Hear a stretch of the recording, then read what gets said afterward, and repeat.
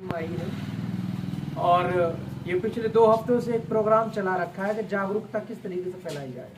तो ये जागरूक अभियान है और आपको जगाने के लिए आए हैं कि मेवा आरक्षण की मांग उठ गई है। एडवोकेट शब्बीर अहमद साहब उसका नेतृत्व कर रहे हैं और आपको ये बताने आए हैं कि मेवा आरक्षण जो हमारा हक है वो किस तरीके से हमें मिलेगा और उसमें आप लोगों की क्या भूमिकाएं रहेंगी। आप लोग यहाँ जो मौजूद है पहले अपनी डायरी में नंबर लिख दें, वक्तन ब वक्तन जब जरूरत पड़ेगी आपको बताया जाएगा और आपको जितने भी ग्रुप है ऑफिशियल उन सब में जोड़ दिया जाएगा। और मैं आपको परिचय करा देता हूँ। मास्टर अब्दुल गफ्फार जी हैं तो कोई परिचय का अपना मोहताज है नहीं और मेरा भी ज़रूरत ही नहीं है। ये एडवोकेट साहब हैं शब्बीर अहमद साहब, तो ये अपनी बात रखेंगे। और जी शब्बीर तमाम साथियों को भाई अस्सलाम वालेकुम। जैसा कि आप सभी को ये जानकारी होगी कि 75 साल हो गए अपने देश को आज़ाद हुए और कहीं न कहीं जो मेवात की जो नस्लें हैं उनके जो मसालियत हैं, जो उनकी ज़रूरतें हैं, क्या उनको शिक्षा नहीं चाहिए, क्या उनको रोज़गार नहीं चाहिए, क्या उनको कामकाज नहीं चाहिए, क्या उनको नौकरियां नहीं चाहिए। और अगर मैं उस धरातल पर देखता हूँ तो मेवात की जो तमाम नस्लें हैं उनका कहीं उनका हक नहीं मिल पाया। 75 साल हो गए आज़ाद हुए इस देश को, लेकिन कहीं न कहीं आज भी हम वो गुलामियत की, वो दास्ता की जी हजूरी करते हुए और राजनेताओं के घर पर हम चापलूसी करते हुए, दलाली करते हुए नजर आ रहे हैं। किसी को कोई गौर फिक्र नहीं है कि हमारी मेवात की नस्लें किधर की तरफ जा रही हैं। और आज मेरे साथियों, मेवात की नस्लों की तो स्थिति ये हो गई है कि आज वो तमाम बुराइयों की तरफ जाती हुई नजर आ रही है। रेड बुल पीती हुई नजर आ रही है और स्क्वायर सिगरेट बच्चे से लेकर नौजवान और युवा तमाम और स्क्वायर गोल्ड फ्लैग से नीचे उनकी वही स्मोकिंग ही नहीं है। मेरे साथियों, जुआ खेलते वो मेवात की नस्ल आ रही है। जिनाखोरी करते सबसे आगे जिस मेवात को मेवा कहा जाता था, आज वो जिनाखोरी की तरफ है। आज ऑनलाइन ठगी करती हुई नजर आ रही है, आज ओलेक्स काटते हुए नजर आ रहे हैं, आज टटलू फ्रॉड, चोरी, लूट, डकैती, जिनमें एग्जाम्पल उदाहरण पेश किया जाता है तमाम भारत के। आप पटल पर देख लीजिएगा, मेवात का नाम आज सिर्फ और सिर्फ बुराई और जहालत हरामखोरी का है। क्यों ऐसी स्थितियां क्यों पनपी मेरे साथियों? ये कहीं न कहीं जब अपन इस इतिहास को कुरेदने की कोशिश करेंगे, क्योंकि हमें अपना हक नहीं मिला। 19 दिसंबर 1947 को साथियों हमारे चौधरी यासीन खां और महात्मा गांधी ने घासेड़ा में महापंचायत कर ये कहा था कि मेवातियों आप पाकिस्तान की तरफ रवानगी ना करें, क्योंकि आपका वजूद, इस भारत का वजूद आपसे है, क्योंकि आप भी इस भारत के हिस्सेदार हो। हक है आप तमाम लोगों का और आपको वो सारे हक दिए जाएंगे। ये वादा किया गया था हमसे, तब हमारे कदम थमे, क्योंकि हमारा वजूद इस भारत से है। हमारे जितने भी उलेमा हैं, जितने भी महान शख्सियत हैं, उन्होंने बढ़ चढ़कर कुर्बानियां दी, फांसी के फंदे अपने गले में लटकाए। और अगर मैं भारत देश की आजादी की लड़ाई को देखता हूं, 1947 1857 की क्रांति, तो मैं कहता हूं कि कहीं 10 गुना ज्यादा उलेमाओं की कुर्बानियां चढ़ी थी, भेंट चढ़ी थी, फांसी के फंदे पर लटके थे, काले पानी की सजा भोगी थी उन लोगों ने। ये चढ़स रहट चलाए थे, इस तरीके से उनको अंग्रेजों के द्वारा काम में लिया जाता था, जैसे कोल्हू में बैल को काम में लिया जाता है। ये मेवातियों की एक मिसालियत है, साहसी कौम है, वीर है, सादगी इसके तन तन में बसी हुई है। और मैं कहता हूँ ईमानदारी, सच्चाई और ये जो इनकी जो ये खूबियां हैं, इसको देखने के लिए पूरे संसार के लोग इसको देखने के लिए आते हैं कि उस मेवात के मेवों को देखा जाए कि उनका पुख्ता ईमान कैसे है। आप तमाम साथी, क्योंकि आजकल जमात भी आती है तो उधर से आती है और वो सिर्फ और सिर्फ उनका टारगेट ये रहता है कि इन लोगों को देखें क्या है जो इस धरती के सीने को चीर कर, मेहनत कर कर, खून पसीना बहाकर और पूरे देश के लिए अन्न उगाता है, पूरे देश का भरण पोषण करता है। मेरे साथियों, वो वादा जो घासेड़ा में हमसे किया गया था, कहीं न कहीं कोई भी सरकारें, चाहे वो किसी भी पार्टी की सरकार हो, हमारी मेवात की नस्लों के लिए कुछ भी नहीं दिया और ना ही वो वादा पर खरा उतरते हुए नजर आए।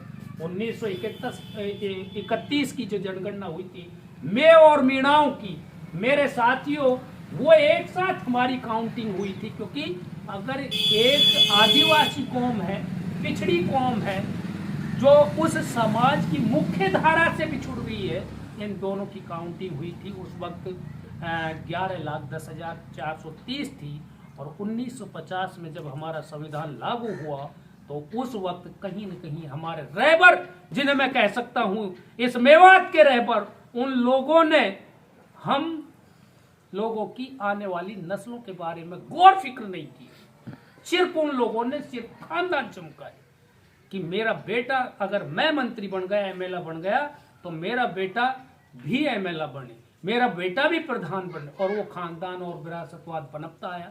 मीणाओं ने, जो उनके रहबर थे, उन्होंने उस तमाम मीणाओं की नस्लों के लिए वो दरखत तैयार किया जिसकी छांव में आज बैठते हैं। आज एक घर में से 4-4 IAS IPS होते हैं और छोटी मोटी नौकरियों में वो बरकरार है। क्यों? ये वजह यही थी कि हमारे रहबर जागरूक नहीं थे, वो अपने लिए बचे, वो अपनी नस्लों के लिए बचे। 1950 में उनको अनुसूचित जनजाति के रूप में रख लिया गया था और हमें मेवात की तमाम नस्लों के हकों को इस तरीके से निकाल दिया, इनका नाम, कि जिस तरीके से दूध में से मक्खी को निकाल दिया है। और 1956 में उनको ST का दर्जा दे दिया गया, वहां से हमारा नाम विलुप्त हो गया। आज हम डिमांड करते हैं, आज हम मांग करते हैं साथियों, कि जो 75 साल से आप हमारे हक को खा रहे हैं, उस हक को हम आज मांगते हैं सूद सहित। जो आरक्षण हमें मिलना चाहिए था, क्यों नहीं मिला? क्योंकि आज भी स्थितियां यह है कि आज अगर हम मेवात की नस्लों के हकों के लिए लड़ाई लड़ें, उनको बुराइयों से वापस इस एजुकेशन, बेहतर शिक्षा और तालीम से जोड़े, तो आज 10 नौजवान इकट्ठे नहीं हो सकते। मेरे साथियों, इसी तरीके से गुमराही के रास्ते पर, दोराहे पर हम खड़े रहे तो मैं कहता हूं 75 तो ये 75 और जोड़ लो, 1.5 साल लग जाएंगे और आपको कुछ नहीं मिलेगा। और एक दिन वो आएगा कि मेवात की तमाम पढ़ी लिखी नस्लें हैं जो इनकी गुलामियत करती नजर आएंगी, इनकी जी हजूरी करते नजर आएंगी और इन लोगों की झाड़ू पोछा लगाती हुई नजर आएंगी। ये स्थितियां ये हैं। मेरे साथियों, वक्त रहते हुए आप तमाम साथियों से, हमारा कोई वो नहीं है, ना कोई हमें मंत्री बनना है, कोई राजनीतिक पद लेना है, सिर्फ और सिर्फ आज तक लड़ाइयां ये लड़ी गई थी कि वकील और वकील का परिवार जिंदाबाद है, जिंदाबाद रहा था और रहेगा। लेकिन आज ये लड़ाई नहीं लड़ी जाएगी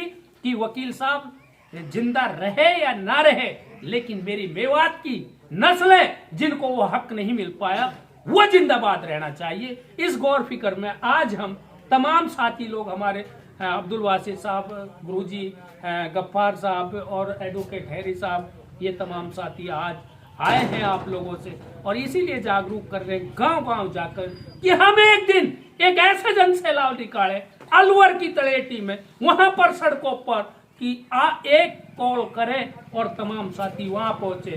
फैसला क्या था? फैसला एक आवाज देता था पूरा भारत के गुर्जर एक राजस्थान में सड़क और पटरियों पर उतरे आते थे। मेरे भाइयों, उनमें यूनिटी थी, इसलिए उन्होंने अपना हक ले लिया।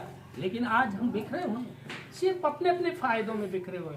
हमारे जो नेता मंत्री हैं वो कभी संसद में एक प्रश्न नहीं लगाते कि भैया मेवात इतनी पिछड़ी है, आप जाकर देखें उसमें उनके हक और आरक्षण क्यों नहीं दिया जाता।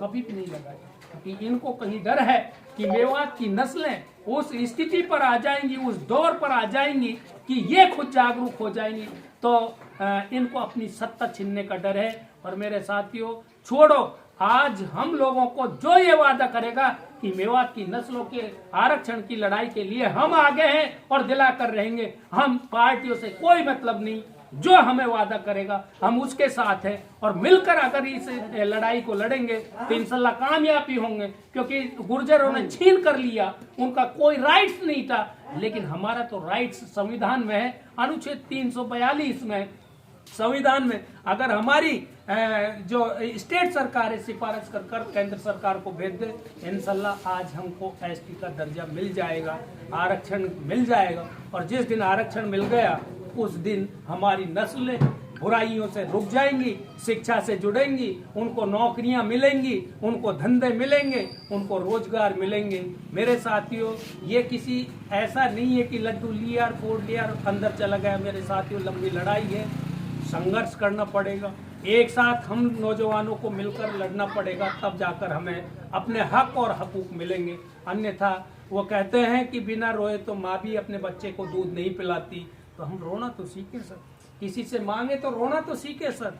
ये तमाम चीजें जरूरी हैं, और आज जरूरी है मेरे भाई, क्योंकि ये जमीन जो जायदाद इतनी बड़ी नहीं है, ये बढ़ चुकी है। ये रबड़ नहीं है जिसको जितना खींचोगे उतना बढ़ जाएगी और आपकी रईसाई चलती रहेगी। जैसे जैसे परिवार बढ़ेंगे ये बिल्कुल उस स्थिति पर आ जाएगी कि हमें रहने के लिए जगह भी नहीं मिलेगी।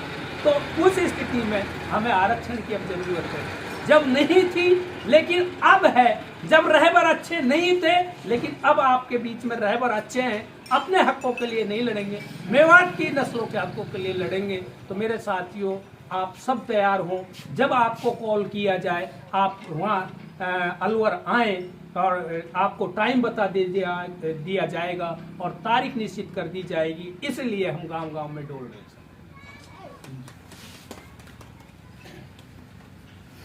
कोई बात रहे तो ना गई।